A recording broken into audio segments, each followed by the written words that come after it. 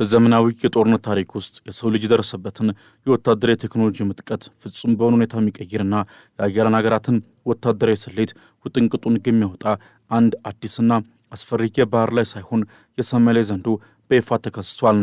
የሩሲያው ግዙፍ የጦር መሳሪያ አምራች የሆነው ሮስቴክ በቤላሩስ ዋና ከተማ ሚንስክ በተካሄደው ብሔራዊ ደህንነት ቤላሩስ 2026 ዓለም አቀፍ ኤግዚቢሽን ላይ በምዕራቢያን ዘንድ ላይትኒንግ 13 በሩሲያን ዘንድ ደግሞ ሞልኒ 13 በሚል መጠሪያ የሚታወቀውን አዲሱንና እጅግ አውዳሚውን ድሮን ለዓለም ይፋ አድርጓል። ይህ ድሮን የሩሲያ ወታደራዊ ስልት ወደ አዲስና ይበልጥ አጥፊ ወደሆነ ምዕራፍ መሸጋገሩን የሚያሳይ የዩክሬን የመከላከያ ግንብ እንደ ሸረሪት ድር የሚበጣጥስና የኔቶ እንቅልፍ ነሽ መቅሰፍት ሆኖ ብቅ ያለ የቴክኖሎጂ ተአምር ነው። ወደዚህ አስፈሪ መሳሪያ ጥልቀት ስንገባ ሞልኒ 13 የተገነባው ቀደም ሲል በጦር ሜዳ ላይ ከፍተኛ ውጤት ካስመዘገበውና በዩክሬን ጦርነት ውስጥ ምድርን ሲያንቀጠቅጥ ከቆየው ሞልኒ 2 በተገኘ የላቀ ተሞክሮ ላይ ተመስርቶ መሆኑን እንረዳለን።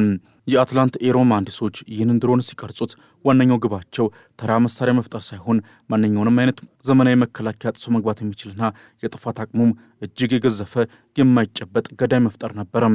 በኤግዚቢሽኑ ላይ ድሮኑ ለሲቪል አገልግሎት የሚውል የጥሩ ገጽታ ሽፋን ቢሰጠውም ማለትም ለድሮን አብራሪዎች ስልጠና፣ ለፈጣን የኢንዱስትሪ ክትትል፣ ለነፍስ አድን ስራዎችና ለመድኃኒት አቅርቦት ተብሎ ቢገለጽም ከዚህ የዲፕሎማሲ ብላት በስተጀርባ ግን ሞልኒ 13 የታጠቀው እውነተኛ ወሬነት ለማንም የተሰወረ አይደለም። የሞልኒ 13 ቴክኒካዊ ብቃት ማንኛውንም ወታደራዊ ባለሙያ በድንጋጤ የሚያፈዝ ነው። የድሮን በከፍተኛ ፍጥነት የሚጓዝ ቋሚ ክንፍ ያለው እንዲሁም በአብራሪው ቀጥተኛ ጌታ የሚመራ ነው። እጅግ አስገራሚውና አዲሱ ለውጥ ደግሞ ድሮኑ 4 የኤሌክትሪክ ሞተሮች ታጠቀ መሆኑ ነው። ይህ ንድፍ ድሮኑ በከፍተኛ ፍጥነት በሚከንፍበት ወቅት የማይናወጥ ሚዛን እንዲኖረው የሚያደርግ ሲሆን በተለይም አስቸጋሪ የአየር ሁኔታዎችንና ኃይለኛ ነፋስን ተቋቁሞ ወደ ኢላማው የመምዘግዘግ ልዩ ብቃት ሰጥቶታል። ከሁሉ በላይ ደግሞ ይህ ባለ4 ሞተር አወቃቀር ድሮኑን የማይደፈር ያደርገዋል። ምክንያቱም በውጊያው መሃል አንደኛው ሞተር በጥይት ቢመታ አሊያም ቢበላሽ እንኳ ቀሮቹ 3 ሞተሮች ድሮኑን ደህንነቱ ጠብቀው ወደ ኢላማው እንዲያደርሱትና ተልዕኮ እንዲፈጽም ስለሚያስችሉት ነው። ይህ በትክክልም ሩሲያ በኤሌክትሮኒክስ የጦርነት ስልት የታመሰውን የዩክሬን ሰማይ ለመቆጣጠር የያዘችው ትልቁ ካርድ ነው። የሞልኒ 13 የጥፋት አቅም ሲነሳ ደግሞ ነገሩ ይበልጥ አሰቃቂ ይሆናል። የድሮን እስከ 13 ኪሎ ግራም የሚመዝን ከባድ የጦር መሳሪያ ወይም ፈንጂ የመሸከም አቅም አለው። 13 ኪሎ ግራም ማለት ዝም ብሎ ቁጥር አይደለም። ይልቁንም የአንድን ትልቅ የጦር ታንክ የታጠቁ ወታደራዊ ተሽከርካሪዎችን ወይም በደንብ የተመሸጉ የኮንክሪት መከላከያዎችን በአንድ ብልሳ አመድ ለማድረግ የሚያስችል ግዙፍ ኃይል ነው። ድሮኑ በሰዓት እስከ 120 ኪሎ ሜትር የሚምዘገዘግ ሲሆን እስከ 50 ኪሎ ሜትር ርቀት ድረስ ዘልቆ በመግባት የጠላትን የኋላ ደህንነት የማናጋት አቅም አለው። ይህ ማለት ሩሲያ ከገዛ ምሽጓ ሳትወጣ በዩክሬን ግዛት ጥልቀት ውስጥ የሚገኙ ስልታዊ ቦታዎችን፣ የመረጃ ማዕከላትንና የጦር እዝ መስሪያ ቤቶችን በደቂቃዎች ልዩነት ውስጥ ማጋየት ትችላለች ማለት ነው። የሚገርመውና ምዕራቢያንን እጅግ ያስጨነቁ ሚስጥር ደግሞ የዚህ መሳሪያ ረካሽነት ነው። ሞልኒ 13 የተገነባው እጅግ ውድ ከሆኑ ብረታ ብረቶች ሳይሆን በቀላሉ ከሚገኙ እንደ ፎም፣ ፕላይውድ፣ ፕላስቲክና ቀላል ጥምር ቁሶች ነው። ቀደም ሲል የነበረው ሞልኒ 2 በአንድ ዩኒት $1600 ብቻ የሚፈጅ እንደነበር ስናስብ አዲሱ ሞልኒ 13ም በዚሁ የዝቅተኛ ውጪ ከፍተኛ ጥፋት ፍልስፍና ላይ የተመሰረተ ነው። ይህ ስልት ሩሲያ በሚሊዮን የሚቆጠሩ ድሮኖችን በአጭር ጊዜ ውስጥ በብዛት አምርታ ወደ ጦር ግንባር እንድታዘንብ ያስችላታል። ምዕራቢያን አንዱን ድሮን ለመምታት በሚሊዮን የሚቆጠር ዶላር የሚያወጣ ሚሳኤል ሲያባክኑ፣ ሩሲያ ግን በሺዎች የሚቆጠሩ ርካሽ ነገር ግን ገዳይ ድሮኖችን በመላክ የጠላትን ሀብትና የመከላከል አቅም እያሟጠች ትገኛለች። ይህ የወባ መንጋ ስትራቴጂ ሩሲያን በ2026 የጦርነት አውድ ውስጥ ፍጹም የበላይ አድርጓታል። ወደ ጦር ሜዳው እውነታ ስንመለስ የሞልኒ ድሮኖች ታሪክ በደንብ የተጻፈ መሆኑን እንረዳለን። እንደ አውሮፓውያን አቆጣጠር ኖቬምበር 12 ቀን 2004 በካርኪቭ ከተማ ላይ የተፈጸመው የመጀመሪያው የታወቀ ጥቃት ድሮኑ ምን ያህል አውዳሚ እንደሆነ ለዓለም ያሳየ ነበር። በዚያን ዕለት አንድ የሞልኒ ድሮን አንድን ረጅም የምድር ህንፃ ክፉኛ የመታ ሲሆን በማግስቱ ደግሞ በከተማዋ የሳልቲቪስኪ ዲስትሪክት ላይ በፈጸመው ጥቃት ከ10 በላይ ተሽከርካሪዎችን በማውደም በሰላማዊ ዜጎች ላይ ጉዳት አድርሷል። ከዛን ጊዜ ጀምሮ ሩሲያ ይህንን መሳሪያ በሱሚ፣ በዛፖሮዣ፣ በኬርሰንና በዶኔትስክ ግንባሮች ላይ በስፋት ማሰማራት ጀምራለች። አሁን ላይ በየወሩ በሺዎች የሚቆጠሩ የሞልኒ ድሮኖች ጥቃቶች በዩክሬን ግንባሮች ላይ እየዘነቡ ይገኛሉ። ድሮኑ ያለው ስጉር ቀስታ ደግሞ በራዳር ለመመልከት እጅግ አስቸጋሪ ማድረግ የዩክሬን የአየር መከላከያ ስርዓቶች ድሮኑ መምጣቱን እንኳ ሳያውቁ ጥፋቱ ደርሶ እንዲያው አስገድዷቸዋል። ሞልኒ 13 ዝም ብሎ የሚወረወር የብረት ዘንግ ብቻም አይደለም። ይልቁንም በውስጡ ሰው ሰራሽ አእምሮ ወይም ማሽን ቪዥን፣ የሙቀት መለኪያ ካሜራዎች እንዲሁም የሳተላይት መገናኛ ዘዴዎች የተገጠሙለት ዘመናዊ ገዳይ ነው።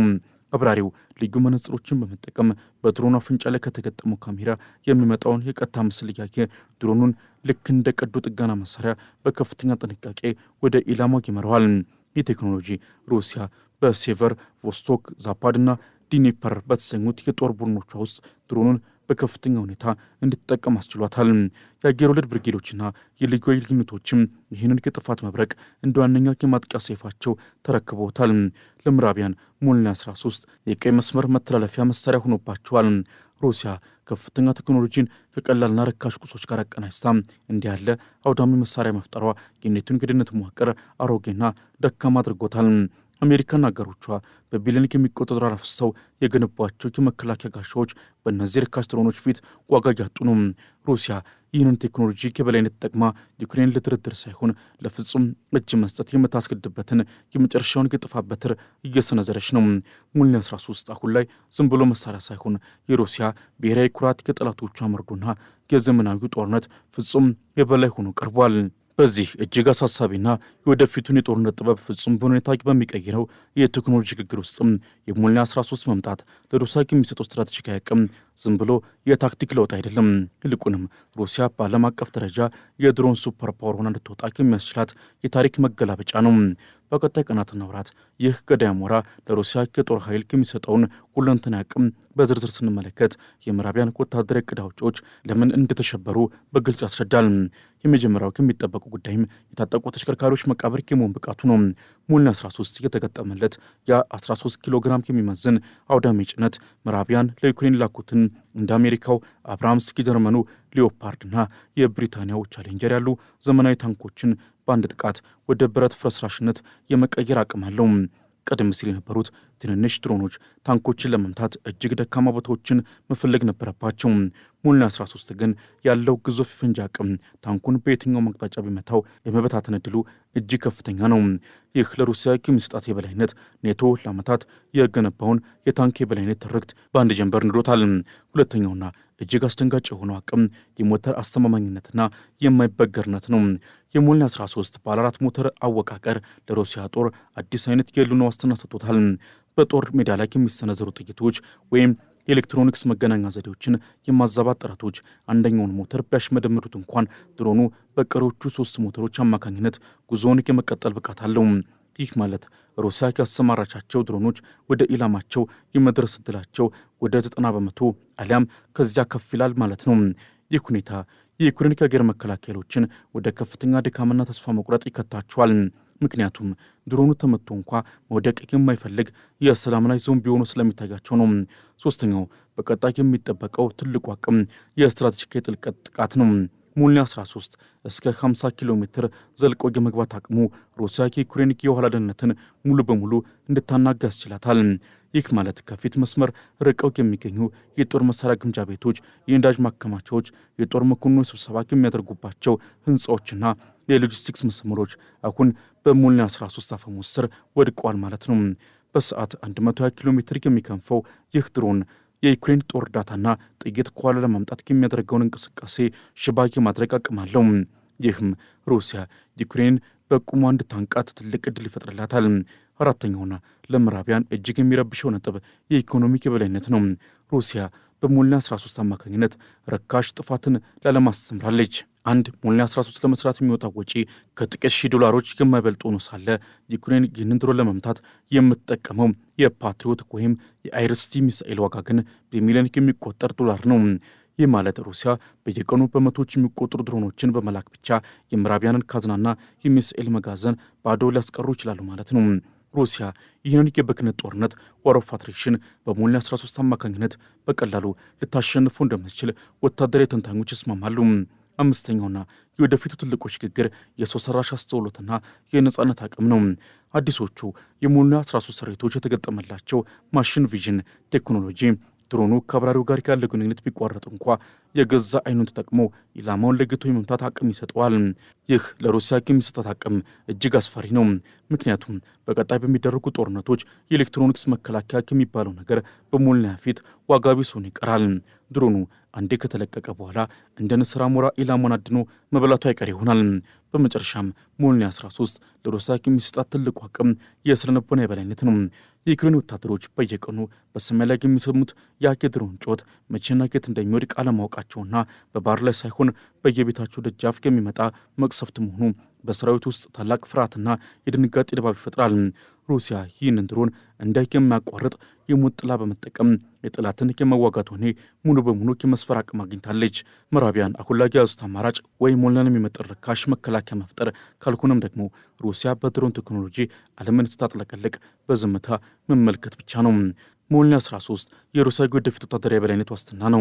ይህ ድሮን ዝም ብሎ መሳሪያ አይደለም። እሱ የሩሲያ የጥፋት ሰይፍ፣ የምዕራቢያን የፍርሃት ምንጭና የዘመናዊ ጦርነት ንጉሥ ነው። የዚህ የብረት አሞራ ጥላ በዩክሬን ላይ እስከተረከፈከፈ ድረስ የዓለም ፖለቲካም በዚሁ ድሮን አፈሙዝ ስር መመራቱን ይቀጥላል። ሩሲያ የገነባችው ይህ አዲስ አቅም ዓለምን ወደ የድሮን መንጋ ዘመን በይፋ አሸጋግሯታል። ውጤቱም የሩሲያን ድልና የጠላቶቿን ውድቀት የሚያፋጥን ታሪካዊ ክስተቱን ይመዘግባል። ዓለም አሁን ያለችው በዚህ አዲስ የኃይል ሚዛን ውስጥ ነው። ሞልኒያ 13 ደግሞ ያንን ሚዛን ወደ ሞስኮ እያዘነበለ ይገኛል። ለማጠቃለልም የሞልኒያ 13 በቴህራን ሳይሆን በሚንስክ አደባባይ መታየት የጦርነት ነጋሪት ግሳት ነው። ሩሲያ ዩክሬን ለማንበርከክ የያዘችው የሰላም ላይ ቁልፍ አሁን ላይ ይበልጥ አውዳሚና የማይጨበጥ ሆኗል። የዩክሬን ሰማይ በሞልኒያ ድሮኖች ሲጥለቀለቅ፣ ምዕራቢያን ደግሞ በከበባ ውስጥ ሆነው የመዳኛ መንገድ ይፈልጋሉ። የባሩድ ሽታው ወደ ሰላም ነፋስ እስኪቀየር ድረስም ዩክሬን የመከላከልና የማጥቃት እርምጃዋን አጠናክራ በመቀጠል የዓለምን የኃይል ሚዛን ዳግም ለመቅረጽ እየታገለች ነው። የኪየቭ ትንሣኤም ከእንግዲህ ሊታሰብ የሚችለው በሩሲያ በሚታዘዘው የሰላም መንገድ ላይ ብቻ ነው። እስከዚያው ግን የሩሲያ የጥፋት መብረቅ ሰማዩን እየቀደደ የዩክሬንን ታሪክ በደም ይጽፋል።